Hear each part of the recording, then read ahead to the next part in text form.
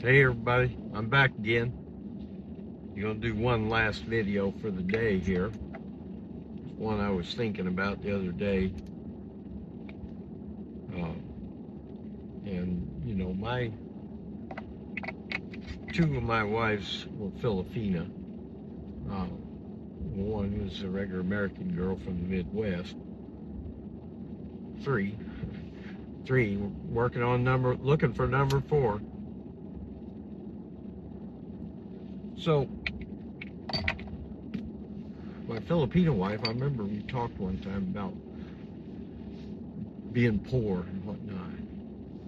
And she said, well, I've heard all your stories, you've told me, and it doesn't sound like you've ever been poor. So, okay, just a minute. Let me think that one through. As soon as I could go with my brother, which was probably by the time my brother was 6 or 7, I was probably 5. We were able to go pretty well anywhere in town, anywhere we could walk. Later we had bikes and we rode them, but so as far back as I could remember, we were going down to the high school. They had a pop machine there at the high school, and the kids, of course, you're drinking out of these returnable bottles, but there's no place to return them, right? So the kids would just leave them. Either they'd go in the trash can or they'd go behind the bushes. We could always count on, you go there and work for about 2 minutes and you've already got like, 30 cents. You pick up 10 bottles. They were, I think it was about 3 cents a bottle at that time. I mean, we worked a morning in a few choice dumpsters and areas picking up bottles, and then we bought ourselves a cheeseburger dinner or lunch at the White Steamer and a milkshake, and we still had money left over. So, and that's, there's years later in life where maybe I was what I'd call tight, or I'm tightening up the belt because I'm not going to work much next month. But, I've been through periods where I didn't work, because self-employed is a whole different ballgame. It's not your 9 to 5,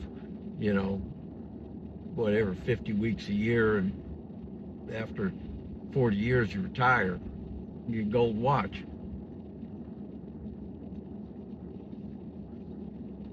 Not at all.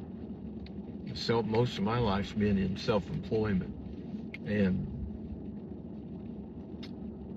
like when I came to California, I think I went the first 2 years or so without working at all, 2 or 3, I guess, because I'd banked up quite a bit of money. But then when, I saw my bank account moving down, I thought, I should probably get ready to do something. When I moved here, I was only like 38 years old. I'm like, yeah, you got to do something. What are you going to do? So I started looking around and got into the general contracting field, and that's kind of what I was into.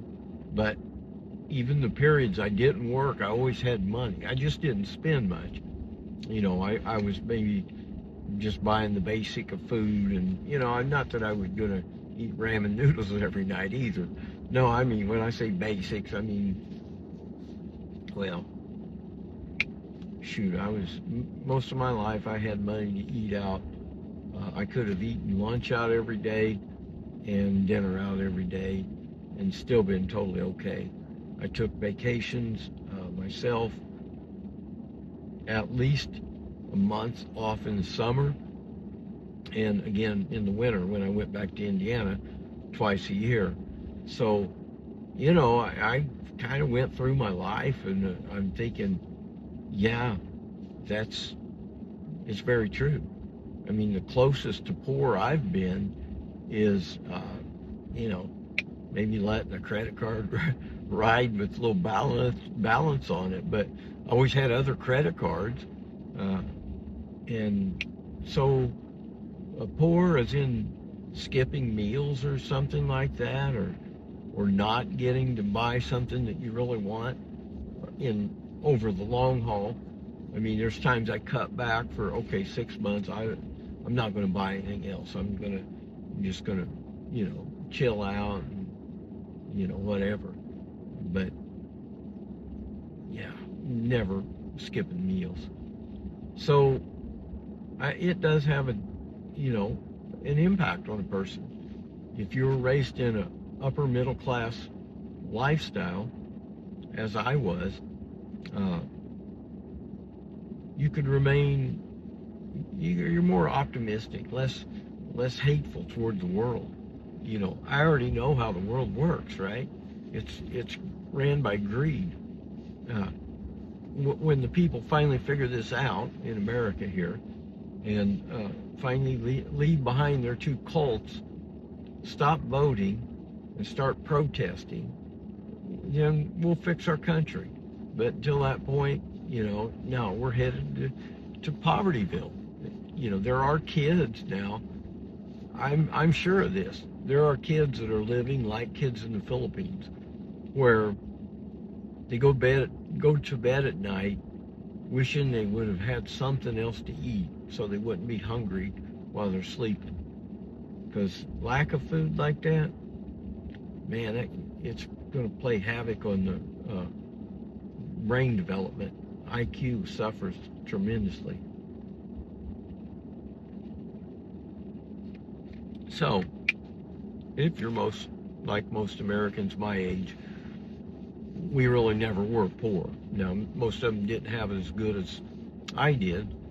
And some of, when I say I did, I mean mostly what I would be talking about. As aside, we had a house, but didn't have to be as nice as it was. And it wasn't, it was a 60-some-year-old house. It was a big old house and whatnot, but I don't know. I don't think that did as much as I think having a stay-at-home mom probably helped the most. And we were the only kids in the neighborhood that had the stay-at-home mom. And our mom was the mom for the whole neighborhood, so pretty much. That didn't mean we weren't going to be across the street up in the Wise's house smoking joints and listening to Chicago. That happened, okay? Oops. It was the 70s, people don't realize that today. They don't understand culture, the culture of the 70s. And I happened to be a young kid at the time. I'm like, well, I see a joint laying in somebody's ashtray and I'm already smoking cigarettes. I'm probably going to pick it up and light it. And I did. Actually, my friend probably is the one that lit it. Everything was going on in the 70s. It was kind of a good generation, a good decade. I think most everybody that lived through the 70s would say it's a good decade. What I would say about the decades is, after World War II, 1946, if you were graduating high school in 46, you probably had it made in the shade. I mean, you were ahead of you until your retirement was nothing but good jobs that paid a shitload of money, right? So after that point, and we go to the 50s, then the 60s, I'd say each decade goes down just a little bit. Until the 80s, we took a sharper turn and went down. 2000, we took an even sharper turn and went down. And that's where we're at now. We're running on a steep curve downward. Country's gonna damn near bankrupt. And yeah, we're headed to Povertyville for the people at the bottom. The only thing you could say is, if you're middle class or upper middle class, you're always going to survive, but you may feel the pinch. If you're working for someone else, you're going to feel the pinch. Anyway, that's my story about poverty. I'm gonna post this one up, and I'm gonna call it a day. And I'm getting in the mode where I'm doing two or three of these a day, and we'll see if they've restricted me so much on my boosting. I make these videos, I can't really show them to anybody anymore, because every time I want to spend money to boost these things, they deny me, declined, rejected. Oh well, fuck.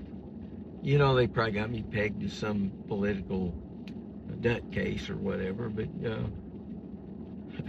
well, not sure I'm not.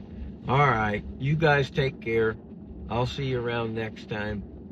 God bless.